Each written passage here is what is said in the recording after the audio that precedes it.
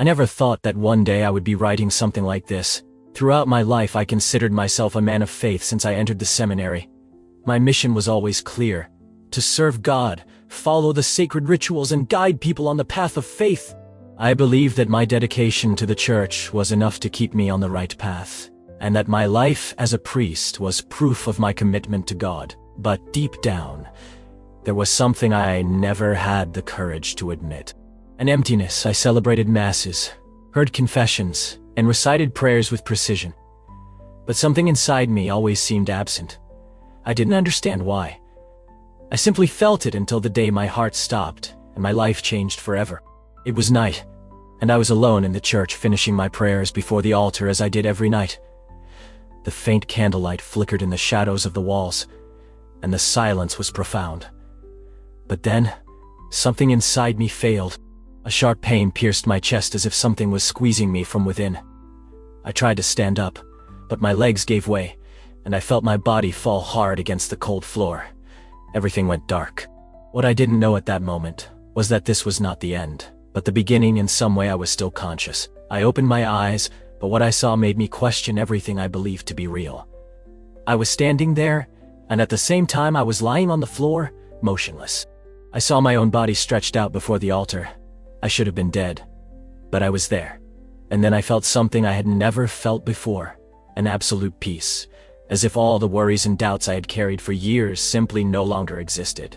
For a moment, I stood there, watching my own body. There was no fear or despair, just a strange sense of acceptance. I knew something extraordinary was happening, but I couldn't comprehend it. It was as if I was separated from matter, but at the same time, more conscious than ever. Time seemed irrelevant. The church around me seemed the same, but also different, sharper, more alive. The candlelight shone in a way I had never noticed before. But this tranquility was short-lived. Suddenly, something changed. The temperature of the environment dropped, and an oppressive presence was felt. Shadows began to emerge in the corners of the church, dark and dense, as if they were taking on their own form, and then the fear came with force.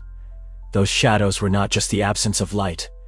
It was something alive, something that was watching me. I wanted to run, but there was nowhere to go.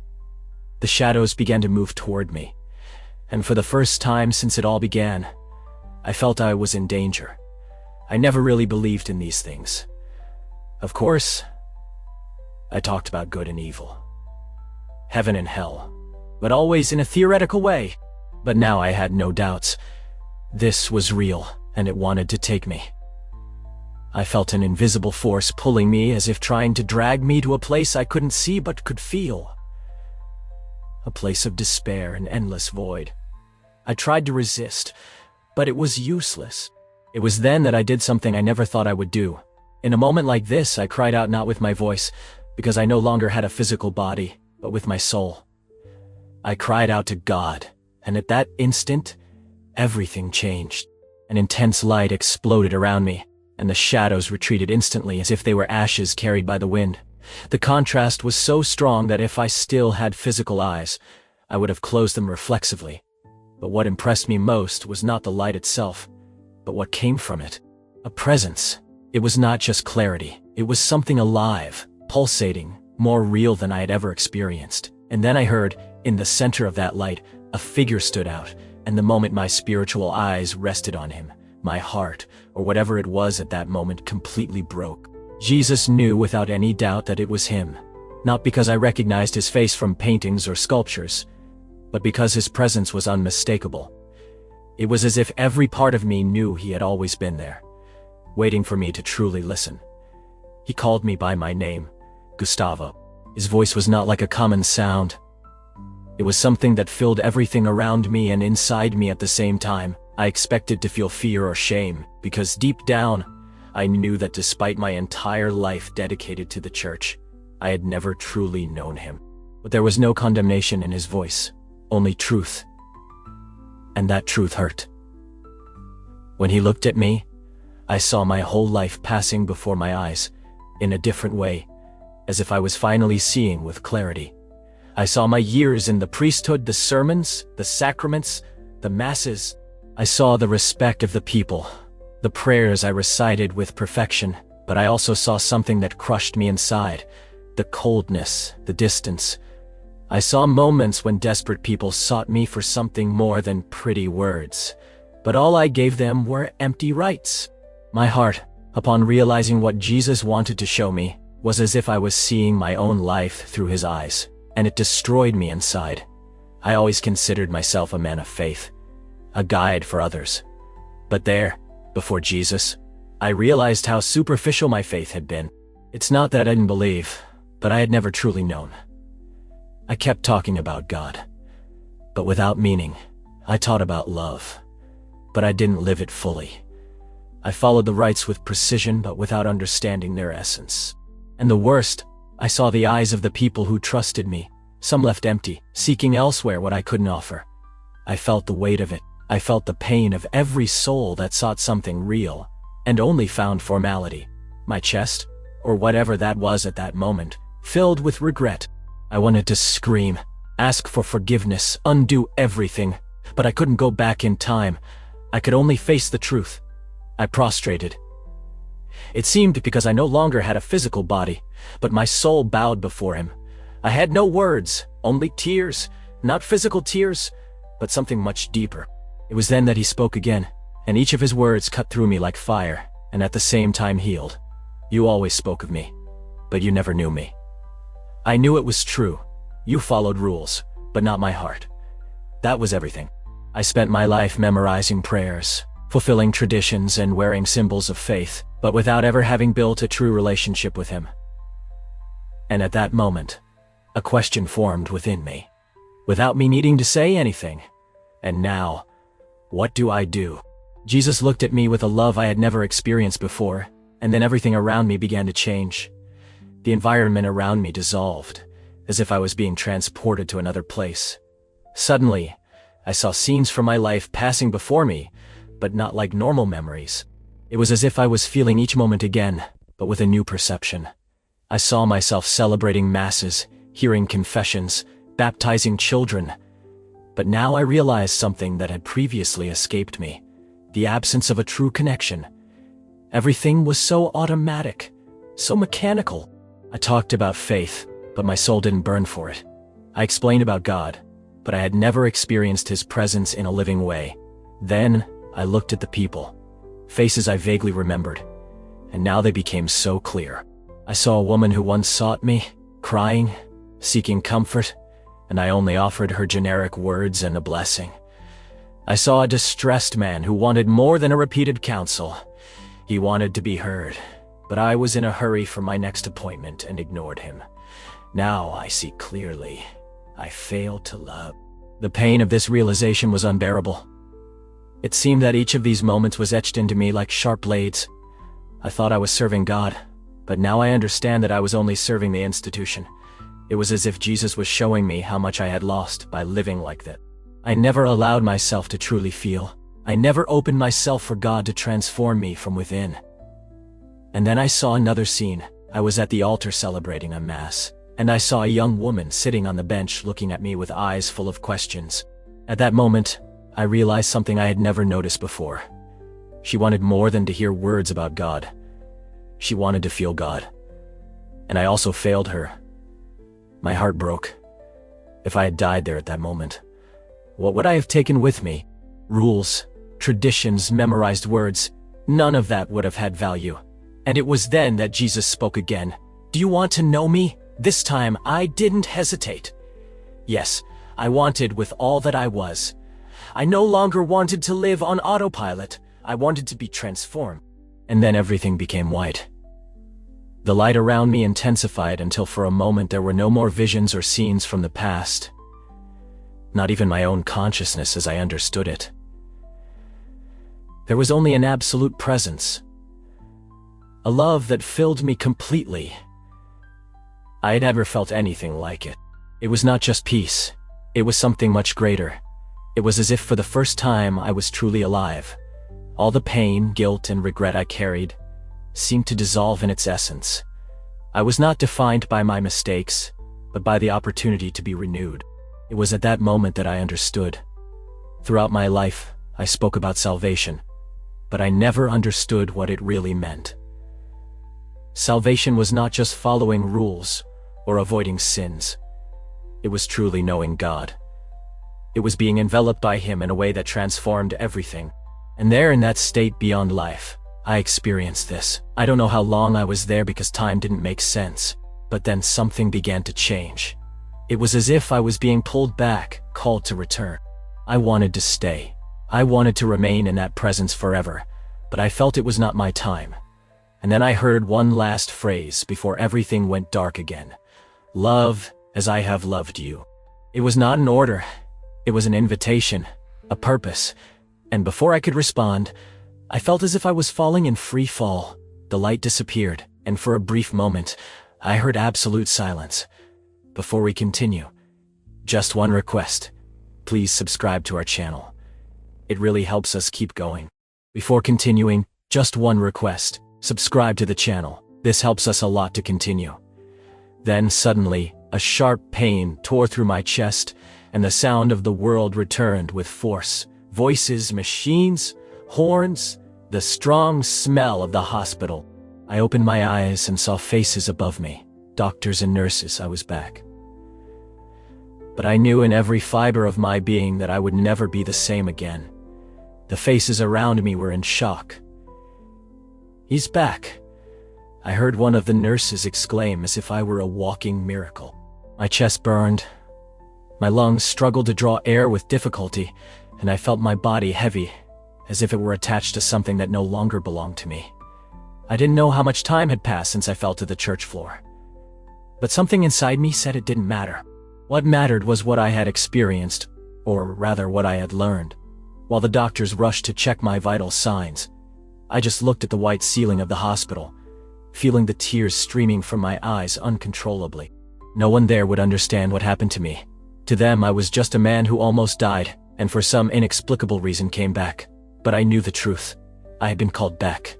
I had been given a second chance, and I couldn't waste it. In the following days as I recovered, I reflected on everything I had seen and felt. Every scene, every word, every look from Jesus continued to live in me, like a mark that could never be erased. How could I simply return to routine? How could I continue being the same priest, following the same rituals, without allowing this truth to transform me? The answer was simple: I couldn't. Something inside me had been broken, and instead of that emptiness, a new flame had been lit. But how to talk about this with others? How to explain what I experienced without seeming crazy? Would they listen to me, believe me? I knew many would try to rationalize all this, saying it was just a delirium, a hallucination caused by lack of oxygen in the brain. But I had no doubts. I saw Jesus. I heard Him. I met Him, and now I needed to make others know Him too. When I finally returned to the church, it looked the same. But I was no longer the same. The altar was in the same place. The pews aligned as always. The candles lit, as if nothing had happened. But, looking at that space, I felt a different way. It was as if I were seeing everything for the first time. I walked to the altar and touched the cold wood, remembering the moment my body fell there. It was there that I ceased to exist for a while. It was there that I met the one whom I claimed to serve, but whom I had never really known. I closed my eyes and took a deep breath. I needed to speak. I needed to tell, but would they be ready to hear? I was ready to face the consequences of what was to come. I knew this journey would not be easy. In the first sermon I preached after my recovery, I quickly realized that something was different. I opened the Bible, but this time not just to mechanically read a memorized passage. I wanted those words to come to life. I looked at the people in front of me and saw the same faces as always. But this time I saw beyond. I saw their pains, their doubts, their unexpressed questions. They came to church seeking something that until then I had never truly offered. And that day, for the first time, I spoke from the heart, not about rules or doctrines, but about Jesus, about a living, real God, who did not just want obedience, but a relationship. Some faces lit up with curiosity, others tensed with discomfort. I knew not everyone would accept this change, But I could no longer retreat. I had not just come back to life. I had been reborn. The transformation that entered inside me began to overflow into my way of living. The priesthood could no longer conduct rituals automatically. Each mass, each confession, each conversation with a faithful took on a new meaning. I stopped just hearing sins and started listening to people. I stopped just preaching doctrines and started talking about the true love of Christ. At first, many didn't know how to react. Some people in my parish began to notice the change and came to me to ask what had happened. Some wanted to understand. Others just watched from a distance, trying to decide if this was a blessing or madness. What surprised me most was the resistance that came from within the church itself. My fellow priests began to look at me with distrust. "Father Gustavo, you are different," some said. Others were more direct. "This is not what we were taught. You are straying from tradition." But how could I go back to who I was before? How to pretend I hadn't seen Jesus with my own eyes? How to ignore the words he said to me? I knew my path would not be easy. Some people walked away angry with my change. Others came with curiosity, trying to understand what had happened to me. But what sustained me was seeing those who were finally finding something they had never felt before. People who came to church out of obligation now came because they wanted to know God. People who before just repeated prayers now spoke to Jesus as if he were there because he was. What was once a cold building of rituals became a home for hearts thirsty for something real. And I was no longer just a priest. I was a man who had finally found God whom I had sought all my life. As the months passed, I realized that my new way of living the faith was not well received by everyone. Some people, especially the more traditional ones, began to question my change. "Isn't this heresy?" I heard from a man who always occupied the front row at masses. Others murmured that I was deviated. I myself before all this would have thought the same way. But it was not confusion. I had never felt so lucid in my entire life. For the first time, I understood what it meant to truly follow Jesus. It wasn't just about following rules or maintaining a religious structure. It was about knowing God as someone alive, real and present. It was about loving people as he loved me. And despite all the resistance, I couldn't deny this truth. But it wasn't easy. The suspicious looks began to turn into direct reprimands. Some of the other priests began to avoid me. One of them, a longtime friend, came to me with concern in his eyes. "Gustavo, you need to be careful. You are going too far," he said seriously. I knew he spoke out of jealousy, but my response was sincere. How can I ignore what I lived? How can I continue serving God the same way after having been before him? He didn't know how to answer. He just sighed and shook his head. "Just be careful," he repeated before leaving. This conversation made me realize something important. Following the truth sometimes means walking alone. But I wasn't afraid. For the first time in my life, I felt I was on the right path, and I was willing to face whatever it took to stay on it. The days turned into months, and my new focus began to attract people who had never before felt comfortable inside the church, people who always considered themselves unworthy, who thought religion was just a burden full of rules and punishments. They began to approach. I talked to them, listened to their stories, and for the first time understood the weight of human need for something real, not just symbolic. I saw tears in eyes that were once dry from hiding their pains. I saw hardened hearts begin to open when they realized that God was not a distant entity, but a Father who loved them exactly as they were. And all this was happening because I was finally learning to love as he loved me. But at the same time, the resistance against me grew. I received a call from the bishop of my diocese, asking me to explain what was happening. He received me with a serious and formal expression. "Father Gustavo, I have received worrying reports about the way you have been conducting your parish. Some say you are deviating from the traditional teaching of the church." I took a deep breath before answering. "Your Excellency, I am not denying tradition, but I am trying to show people that faith is not just about tradition. It's about knowing Jesus. He is real. He is alive." The bishop observed me for a moment, and I could see in his eyes a mixture of concern and skepticism. "Be careful, Father Gustavo. Many people have already been lost trying to interpret God in their own way." I knew it would be useless to argue further. I just nodded and accepted his words with respect, but inside I knew I wasn't interpreting God in my own way. I had just found him. Finally, after that conversation with the bishop, I realized I was being closely watched, Any word I said in my sermons was now analyzed. Any change in the way I conducted church meetings generated rumors. Some priests began to avoid me completely, while others tried subtly to bring me back to the right path. But I knew there was no going back. I couldn't erase the truth I had experienced. Faith for me would never again be just a system of rules. It would never again be a mechanical obligation. I had been before him, had felt his love and his presence like never before, and had received a clear call. Love as he loved me. I wasn't going to give up on that, even if it meant facing opposition from all sides. The people in the parish began to change. Some left uncomfortable with my more direct and emotional approach to faith. Others, however, stayed, and not only stayed, but flourished. For the first time I saw a real transformation. People who before just watched the masses as spectators now sought God for real. They wanted more than just rituals. They wanted to understand, feel, and live the faith. I saw miracles happening, not as grand signs, but as hearts opening and lives being restored. Love one another as I have loved you, were the words of Jesus before returning to my body, and that was exactly what I was trying to do. But the question was, how long would they let me continue? It didn't take long for my change to start generating more serious consequences. One day I was called again by the bishop, but this time the tone was not just of concern, it was of warning. Father Gustavo, your behavior has caused divisions within the church. Many faithful are confused. Some say you are distancing people from tradition. You need to be careful, he said, maintaining a firm tone. I took a deep breath, feeling the weight of that conversation. Your Excellency, I am not distancing anyone. I am trying to bring them closer to Jesus. People come to me, not because they want to escape tradition, but because they seek something real, something that transforms their lives. I am just teaching what he showed me. The bishop studied me for a few seconds before responding.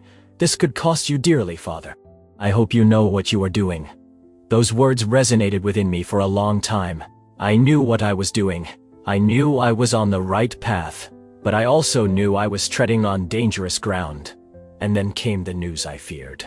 A few days later, I received a formal communication from the diocese informing me that I would be transferred to a smaller parish, away from the city, to reflect on my path. Deep down, I knew what that meant. It was a transfer disguised as a change. They wanted to silence me. They wanted to take me out of the spotlight before my message caused more damage. For a moment, I felt a knot in my chest. And now, what should I do? Accept and disappear or fight against it? But then I remembered the presence of Jesus, what he told me, the love I had felt. It didn't matter where I was. My mission didn't change.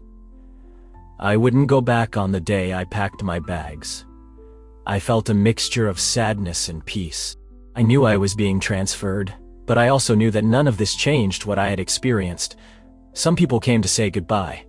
Others avoided looking at me, as if my presence was now uncomfortable.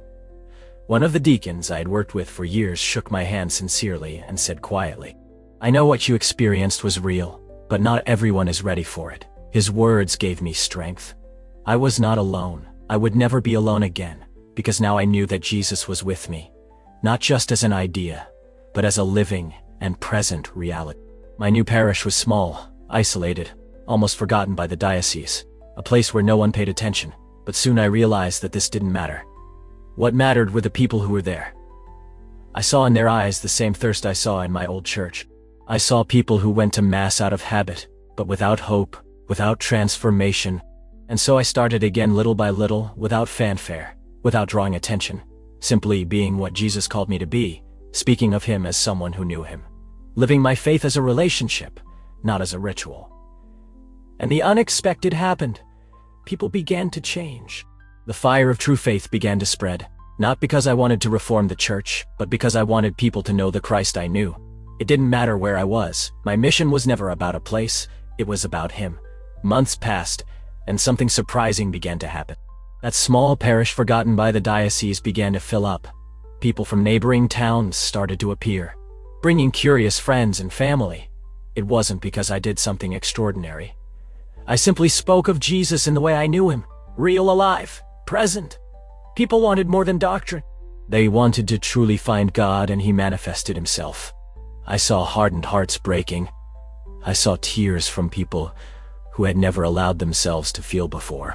I saw people who had given up on faith return, because for the first time they felt that it was not just a system, but a true encounter with Christ, and I simply did what he asked me, loved as he loved me. But not everything was easy.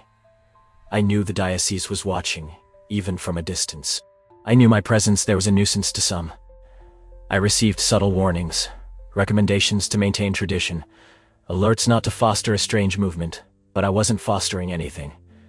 I was just living what I saw, what I felt, what transformed me. Some nights I would kneel alone inside the church and ask God, how long could I continue? And in the silence I felt a response that didn't come in words but in peace. I didn't need to know how long. I just needed to continue. Over time my story began to spread beyond the walls of the small parish. Some people came from afar, not because they wanted to attend a different sermon, but because they wanted to understand what had happened to me. "Father, what did you see?" Tatiana would sometimes ask me. I never really knew how to answer, how to explain in words something that can only be understood in the spirit. But I tried. I told the truth, without embellishing, without exaggerating. I saw Jesus. He showed me that I spent my life talking to him without really knowing him, and now I just want to do things differently. Some people were moved, others were uncomfortable, and some simply didn't know what to say. But one thing was certain. No one left indifferent. Something inside them changed, even if it was just a doubt planted in the heart. But then came the decision I had already expected. A formal communication from the diocese, informing me that my stay in that parish would be reconsidered. The justification was vague, but I understood what was happening. I was disturbing. I was touching on something that for many was better left intact. They didn't know how to deal with me. I wasn't rebellious. I wasn't against the church. I was just trying to do what Christ showed me some. That was already too much. I knew my time there was ending, but that didn't scare me, because I finally understood. It didn't matter where I was, nor which church accepted me or not. What mattered was whom I served. As long as there was someone willing to listen, I would speak. The night before receiving the final response from the diocese, I knelt before the altar of the small church, just as I had done so many times before. But this time, I wasn't praying for answers. I already knew they didn't matter. What mattered was to continue following the call that Jesus gave me, no matter where it led me. I closed my eyes and remained silent, just feeling. And then something happened that shook me. It wasn't a vision, nor a thunderous voice from heaven. It was a presence, a deep certainty within me. He was there. I didn't hear, but I felt him as real as the day I found him in the light. And at that moment, all doubts disappeared. I knew I didn't need a title, an altar, a position within the church to continue my mission. All I needed was to follow the voice that called me that night between life and death. The next morning the news arrived. I would be removed indefinitely. The official justification was that I needed time to reflect and rest spiritually. I knew what that meant. It wasn't arrest, it was an exile. But I didn't feel anger. I didn't feel fear, just a strange peace. I knew that somehow my journey within the structure of the church had come to an end. But my faith, my mission, my purpose, those were just beginning. I took my few things and walked out the church door without looking back. I didn't know exactly where I would go, nor what I would do next, but I knew that wherever I went, I would carry with me the only truth I really knew: Jesus. And now, all I wanted was to help other people know him too. If this story touched you in some way, stop and think. What if it were you? What would you do if you had a real encounter with Jesus? Would you continue living as before, or would everything change? I want to know your opinion. Leave your comment below and share your experience or reflection on this video. And don't forget, subscribe to the channel and activate notifications so you don't miss new transformative content like this. Your participation makes all the difference so that more people have access to these messages.